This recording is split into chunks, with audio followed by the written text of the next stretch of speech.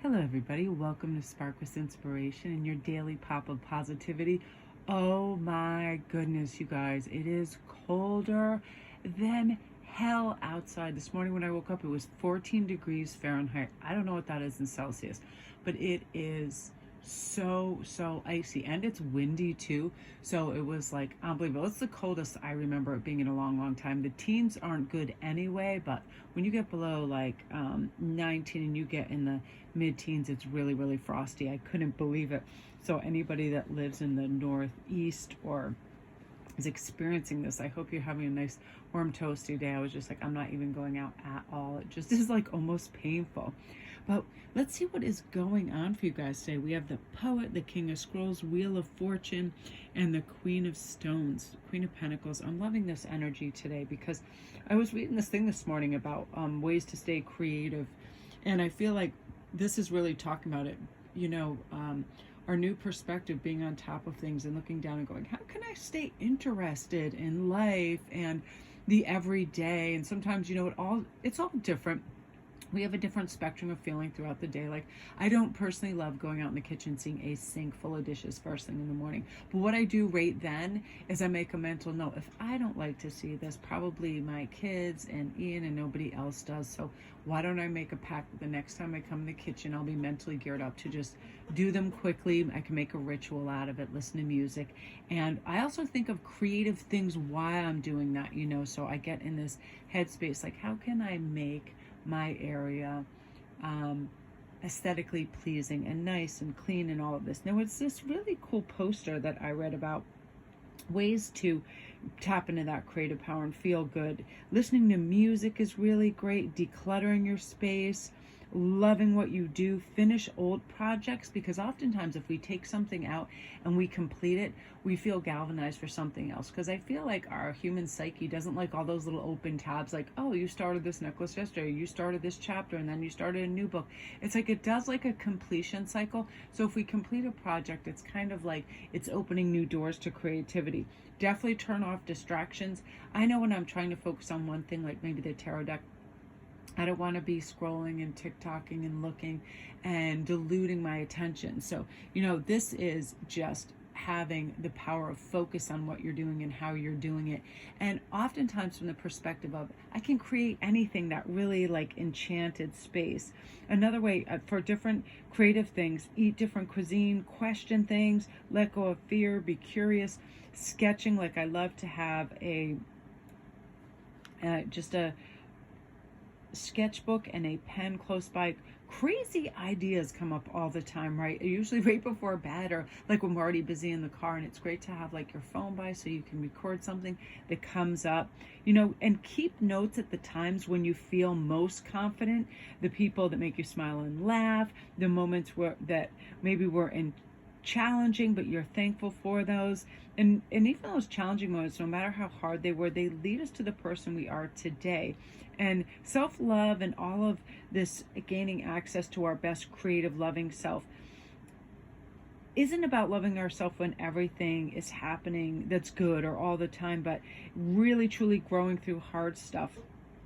Even if it's the last thing we wanted to do. Like, I don't like bureaucratic stuff and paperwork, but I feel so good when I have everything secured, all my documents I need for my car registration, so on and so forth. And this is about taking care of business and having the perspective of, isn't it great that we are adult or informed enough, or that we are mature enough to do what it matters to take care of ourselves and have things finished. That's a good form of reassurance that, hey, if we get pulled over, we're not going to be guessing if we have a current license, guessing if we have a current documentation that we need. But I'm loving too the artiste, the Queen of Pentacles. This is about beautiful grounded energy where whatever we're doing is fine. Nothing has to be so extra. Everything doesn't have to have super glam polish. We don't need to be effusive. We don't need to be extra. We're just at a starting point. Listen, I want to be creative and pull some things in. And if the finished product is something you're proud of, put it on blast, put it on all kinds of social media. But it's one of those things where it's that starting point where we initiate things. We have to give ourselves the patience, the quietude. I always feel like it's really important, sometimes to assemble a successful stage for whatever we're going to do, right? No distractions if we don't need them. Have all the tools close by, because I'll tell you what, as a creative person, if I'm at my desk, or sometimes I'll just jump in bed and get all my things, get all my beads and get situated. If there's components missing and I'm under an avalanche of beads and other things, I won't get up and get it. And there have been times where I've made a whole entire piece, and I like to finish like right from the get-go, and go put on the crimp covers and the clasp, because if I don't and I just wire up things and then I feed it through the last bead so it stays on there, I'll put that in a very specific place, and I will drawer or shelve that thing for months and months and months till I have to do the more strategic kind of like little things like that. So I like to have follow through and completion, so I can wear it, so I can put it in the store, so when it's ready to go out, it's completed, all of that. And it's just creating a healthy work environment so we feel like everything that we need is at our fingertips. And I feel like, you know, you're gonna get your fun little supplies. I love going on Amazon and just seeing what's out there, like gel pens and all the cool stuff that's out there, and get yourself, you can get yourself little inexpensive things. You know, they have little sketchbooks now for like $5. You can get these great pens for like at $10. You're already set up to do something and get a starting point, because I feel like the winter is a great place to just take everything down a notch, relax, and get into that kind of creative mojo.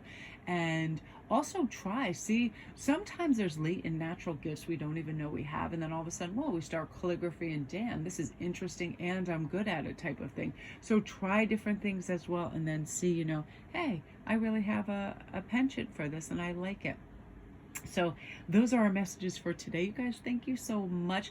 Comment down below if you had a crazy full moon like experience, if you were all revved up with extra energy. Like I had such crazy highs and lows yesterday, like Oliver, I want to do this, I wanted to do everything, and I was so excited and so much energy, and then all of a sudden I just crashed out sound asleep at a certain time, and then I got really bummed out because I did 3 reads.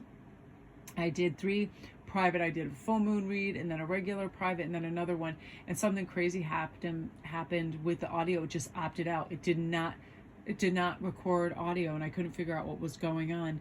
And I figured out this thing through EM that I can go to my iMovie and follow the film length and then do audio over that. So that's always nice, because other readers will know this. When you're in the moment and you're channeling, it's really hard to recapture that specific thing.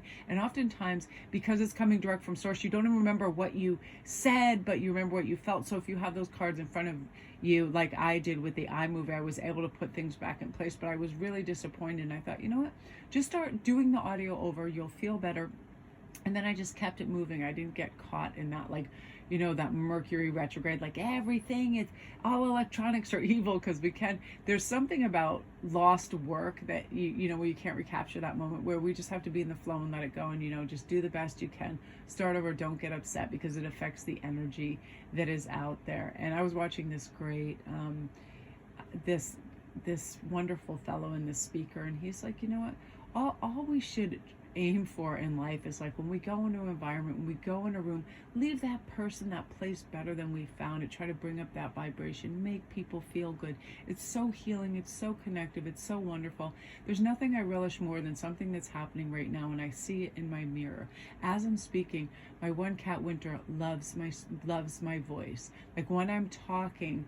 And oftentimes when I'm doing reads, she'll just get close to me, and there's a chair and then a mirror close by, and she gets on the chair and she listens and she falls asleep to my voice, and it's so cute. And I thought, I love that, because it's obviously reassuring and restful to her. So if we can just bring restfulness and calmness and kindness to others, you know, it's like a beautiful energetic switch. So this is why I allow for that pause, and then that emotional intelligence kind of like kicks in. How does this person look when I enter the room? Do they look sad? Do they look lonely? Ask, how are you feeling? Is there anything I can get for you or do for you within your family? And it really kind of warms everything up, and it sets a good pathway for good communications too within your family, with friends and other people as well. So that being said, you guys, I'm going to wrap this up and wish you all a great evening, and I am going to go upload. Love and light.